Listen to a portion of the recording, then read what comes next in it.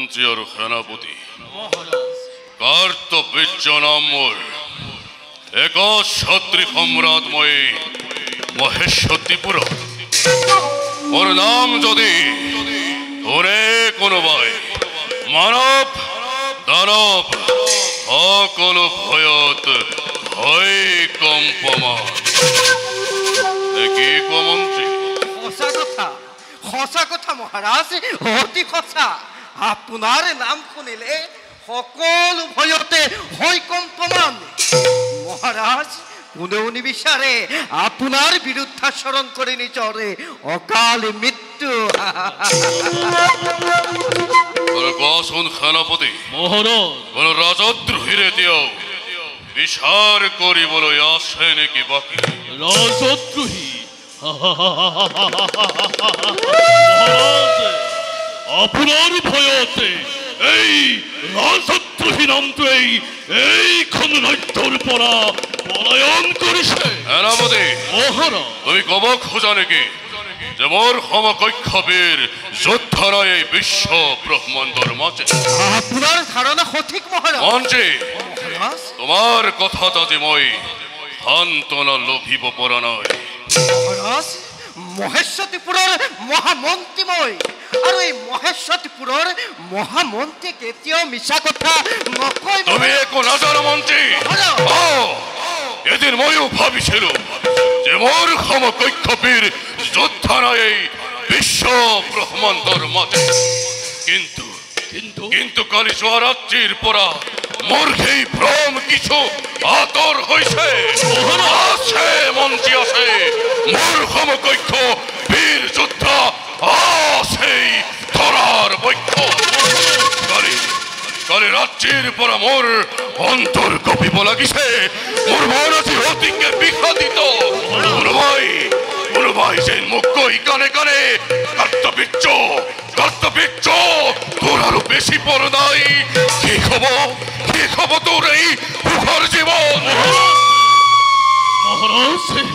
মহারাজ স্বপ্নস্থল ইতিমাত্র ভ্রান্তি এই স্বপ্নর ভাবে কিয় করে চিন্তাও কারণে মহেশ্বতীপুরের রজাপুরী কার্তবীর্য যার নাম খুঁজিলেই স্বর্গ মধ্য আর এই পাতালে ধরা ধরে ভয় কম্পমানে এই জনের মহারাজ কোনে কাঢ়ি নিব পাৰে অমূল্য জীবন বৃথা চিন্তা কৰি আপুনি আকুল নহব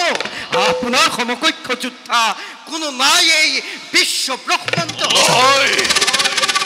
নহয় মন্ত্ৰী আৰ সেনাপতি মোৰ সেই বিশ্বাস একেবাৰে হেৰাই গৈছে সপোনৰ মতে মোৰ মৃত্যু এক ব্ৰাহ্মণ পুত্ৰৰ হাতত মহাৰাজ এটি ব্ৰাহ্মণ পুত্ৰৰ হাততে আপোনাৰ ওৰা মন্ত্ৰী আৰ সেনাপতি সময় ৰাত্ৰিৰ সেই সপোনৰ কথা এটা ব্ৰাহ্মণে গৰ্জন কৰিব খেয়ে আহিছে তাৰ গৰ্জন দেখি চকুৰ আগৰ সেই জুই ডাঙৰি দেখি মোৰ বুকু কঁপি উঠিছিল সেই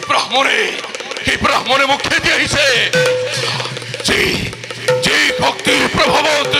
শত ৰজাই অস্ত্ৰ শস্ত্ৰৰে খেদি আহিলেও মোৰ বুকু কঁপাব পৰা নাছিল যি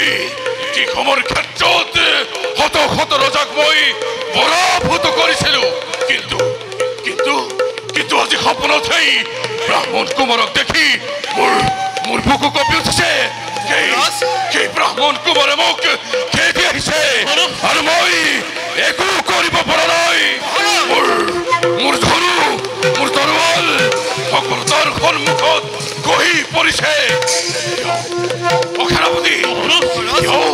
এতিয়া মোৰ বুকু কঁপিব লাগিছে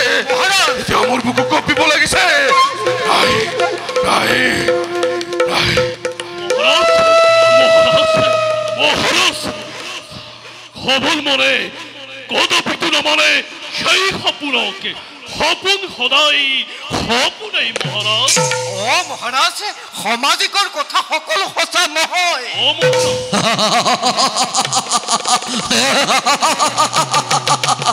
সাবধান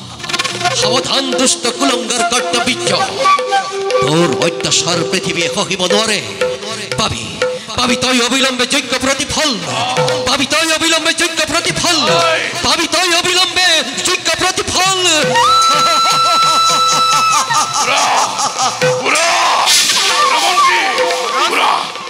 সেনাপতি সেই ভীষণ আকাশবাণী,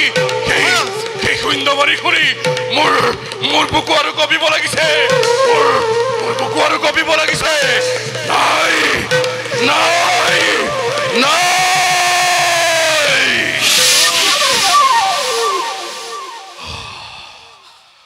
নহয় মন তই স্থিৰ হ, অস্থিৰ নহবি হৃদয়। উপযুক্ত প্ৰতিদ্বন্দ্বী সমকক্ষ যুদ্ধ মোৰ মিলিছে ধৰাত, তাৰ পাছত যদি মোৰ মৃত্যু, এইটো এক সৌভাগ্যৰ কথা। যোৱা সেনাপতি, মহাৰাজ, এই ব্ৰাহ্মণ কুমাৰক য'তেই পোৱা বিচাৰি অনা তুৰন্তে মোৰ সমীপে। মহাৰাজ, মৃত্যুক বিচাৰি যোৱাৰ কোনো প্ৰয়োজন নাই, সি নিজেই আহি সময়তে হ'ব উপস্থিত। মন্ত্ৰী, ই মোৰ অনুৰোধ নহয়, কঠোৰ আদেশ, আৰু মোৰ আদেশ যদি কৰা অমান্য, তোমালোকেও পাবা তাৰ ভীষণ শাস্তি।